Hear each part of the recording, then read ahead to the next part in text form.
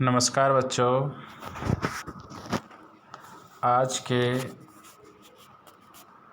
Topic लेखांकन की परंपराएं यानी कि प्रथाएं, जिनको इंग्लिश में अकाउंटिंग कन्वेंशन कहते हैं, उसका हम अध्ययन करेंगे।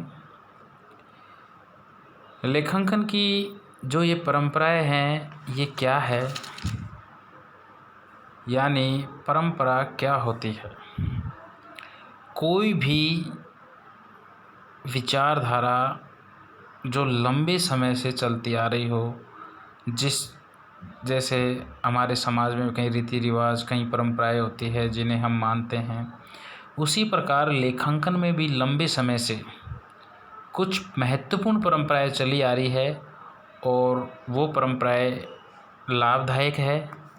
इस कारण उन परंपराओं को लेखांकन में मान लिया गया। सबसे पहले हम अध्ययन करेंगे रूढ़िवादिता की परंपरा। जो रूढ़िवादिता की परंपरा है वो AS2 से भी मेल खाती है। रूढ़िवादिता की परंपरा क्या कहती है? देखिए बच्चों, यह परंपरा कहती है भविष्य में होने वाली हानियों को ध्यान में रखते हुए प्रावधान करना चाहिए, लेकिन लाभों को ध्यान में नहीं रखना चाहिए। अर्थात रूढ़िवादिता की परंपरा कहती है भविष्य में होने वाली हानियों को ध्यान में रखो, भविष्य में होने वाले लाभों को ध्यान में मत रखो।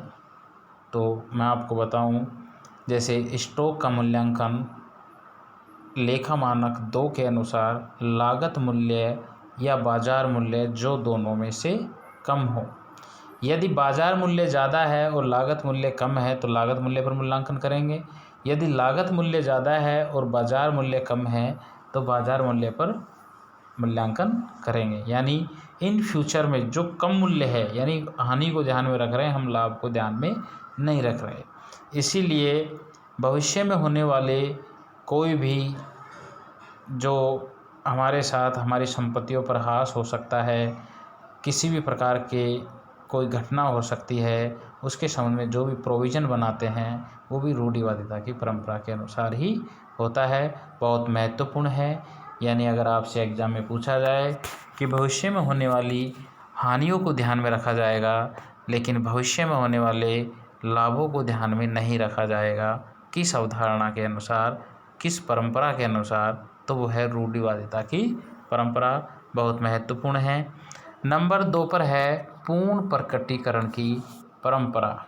यानी ये परंपरा 2 नंबर पे जो आपको बताई गई है, ये कहती है महत्वपूर्ण सूचनाओं को, जो भी इम्पोर्टेंट इन्फॉर्मेशन है, को लेखापाल को अपने लेखा पुस्तकें तैयार की गई है तो उन्हें अपने विवरण पत्रों में अवश्य दिखाना चाहिए। यानी जो भी इम्पोर्टेंट इन्फॉर्मेशन है उनको लेखा पुस्तकों को तैयार करते समय उन्हें अवश्य दिखाना चाहिए।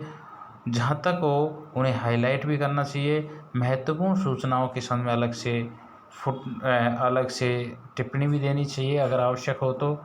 यानी वो जो भी लेखा पुस्तकों का अध्ययन करे तो उन पर नज़र जाए। नेक्स्ट है महत्वता की परंपरा।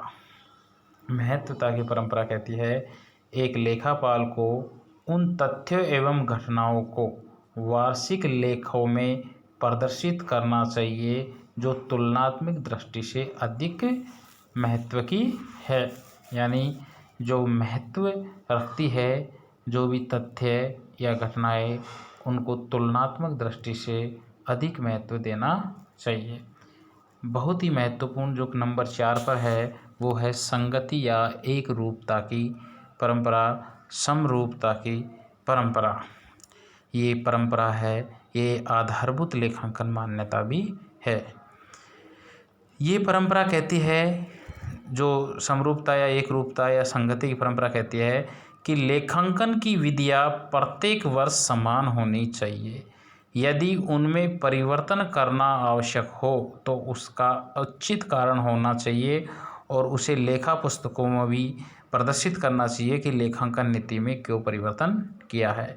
यानी इसके नाम से पता चलता है कि एक रूपता, समरूपता, यानी प्रत्येक वर्ष लेखांकन नीति समान होनी चाहिए, उसमें कोई परिवर्तन नहीं होना चाहिए। पहली बात, अगर परिवर्तन करना ज़्यादा ही आवश्यक हो तो उस लेखांकन नीति में परिवर्तन का उचित कारण होना चाहिए कि हमने क्यों परिवर्तन किया है, और इसके संबंध में आपको अवश्य बताना चाहिए कि इसमें परिवर्तन का कारण क्या रहा, क्यों किया। जैसे आप स्ट्रेट लाइन वैल्यू मेथड से हर वर्ष डेप्रिसिएशन लगाते हो तो आप उसी मेथड से लगाओ, लेकिन आप written down value method use कर देते हो बीच में, तो उचित कारण हो तो ही उस डेप्रिसिएशन के मेथड को चेंज करो, अदरवाइज नहीं करना। तो बच्चों, ये संगति, समरूपता या एक रूपता की परंपरा जो पॉइंट नंबर 4 पर मैंने बताई है, ये आधारभूत लेखांकन मान्यता भी है। नंबर 5 पर जो हम देख रहे हैं, कानून के पालन की अवधारणा, यानी परंपरा ये भी चली आ रही है कि जो भी संबंधित सरकार के द्वारा, केंद्र सरकार के द्वारा, राज्य सरकार के द्वारा जो भी कानून बनाए जाते हैं, उन कानूनों का भी अपने लेखांकन के समय पालन करना बहुत ही आवश्यक है। यानी अगर इनकम टैक्स में कोई विशेष प्रावधान किया तो उसे भी हमें ध्यान रखना है, सेल टैक्स में कोई विशेष प्रावधान रखना है तो लेखा पुस्तकें तैयार करते समय उसे भी ध्यान रखना है। यानी जो भी कानून हमारे लेखों से संबंधित है, उन कानूनों को ध्यान में रखते हुए हमारा लेखांकन का कार्य पूर्ण करना है। अंत में इस टॉपिक में हम अध्ययन करते हैं आधारभूत लेखांकन मान्यताएं।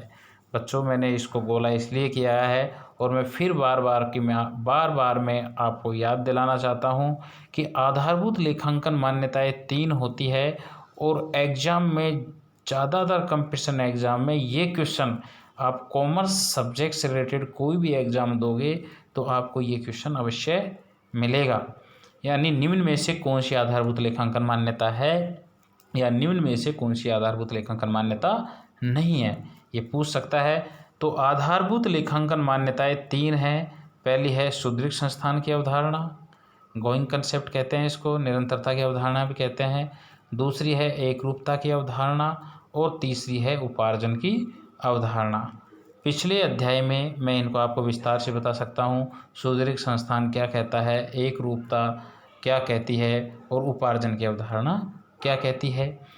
तो इन्हें आधारभूत लेखांकन मान्यताएं क्यों कहा जाता है? इन 3 लेखांकन मान्यताओं को, यानी सुदृढ़ संस्थान को, एक रूपता को और उपार्जन को, इन्हें आधारभूत लेखांकन मान्यताएं बच्चों इसलिए कहा जाता है कि जब इनका आप पालन करते हो, इनको ध्यान में रखते हुए अपनी लेखा पुस्तकें तैयार करते हो, यानी अपने लेखांकन का कार्य करते हो, तो इनको अगर आप ध्यान में रखते हुए करते हो तो आपको अलग से कोई सूचना देने की आवश्यकता नहीं है। सामने वाला ये मानकर चलता है कि लेखा पुस्तकों में इन लेखांकन मान्यताओं का पालन किया है। अगर आपने इनका पालन नहीं किया है तो आपको इसके संबंध में अलग से सूचना देनी चाहिए। नीचे नोट डाला है मैंने, ये नोट में मैंने फिर लिखा है, आधारभूत लेखांकन मान्यताओं के बारे में यह माना जाता है कि लेखापाल ने लेखांकन में इनका अवश्य पालन किया है। यानी इनका पालन किया है तो आपको कोई सूचना देने की आवश्यकता नहीं है, क्योंकि ये माना जाता है कि इनका पालन अवश्य किया है। यदि पालन नहीं किया है तो इसकी सूचना अलग से देनी चाहिए। धन्यवाद बच्चों। लेखांकन की परंपराएं और प्रथाएं हैं, उसके बारे में हमने अध्ययन किया। आधारभूत लेखांकन मान्यताओं के बारे में आपसे हमने अध्ययन किया। अब अगले अध्याय के बारे में आपको हम कल बताएंगे। धन्यवाद।